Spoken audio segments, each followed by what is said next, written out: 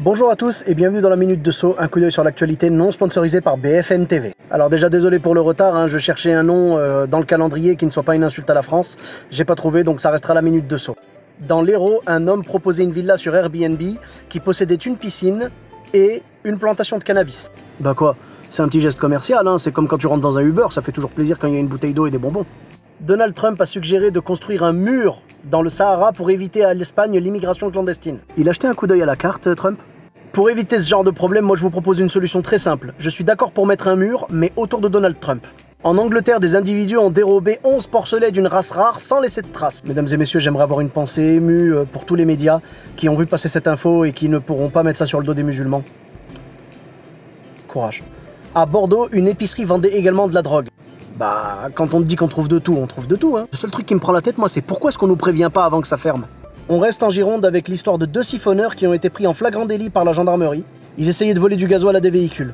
Et ça me rappelle une histoire, en fait, il y a quelques années, il y a 2 ans, un car avait été siphonné comme ça par un mec en Australie. Sauf que le mec s'est trompé de trappe et au lieu de siphonner la trappe à carburant, il a siphonné celle des toilettes. Le plus drôle là-dedans, c'est que le chef de la police qui le recherchait, bien sûr, avait dit on ne tient absolument pas à récupérer son butin. Tu m'étonnes. Bonne nouvelle, la baguette de pain sera peut-être bientôt inscrite au patrimoine mondial de l'UNESCO. Et c'est vrai qu'il était temps que la baguette de pain soit protégée, Malheureusement, le gouvernement français ne s'occupe que de protéger les bâtards. Aux États-Unis, un parc d'attractions propose 300 $ à la personne qui pourra rester 30 heures enfermée dans un cercueil. Mais franchement, c'est n'importe quoi, 30 heures dans un cercueil. Moi, j'ai mieux à vous proposer. Essayez de tenir 30 minutes dans la tête d'Éric Zemmour. À Lyon, un individu marchait sur les pistes de l'aéroport pour rejoindre la Suisse, d'après lui, afin d'échapper à la Seconde Guerre mondiale.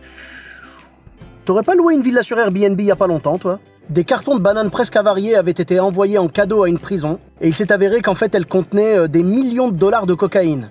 Bah quoi? C'est pas parce que t'es prisonnier que t'as pas le droit à tes 5 fruits et légumes par jour, Là, faudra m'aider à les départager dans les commentaires, s'il vous plaît, parce que j'ai trouvé 2 champions cette semaine. Dans la Drôme, un retraité ivre écrase 3 voitures avec son tractopelle. Les mauvais conducteurs, c'est comme le vin. Ça se bonifie avec l'âge. Et pour le deuxième, ça se passe dans l'Ain. Un homme qui n'avait pas de permis et qui était ivre a perdu le contrôle de son véhicule et a atterri dans une caserne de gendarmerie.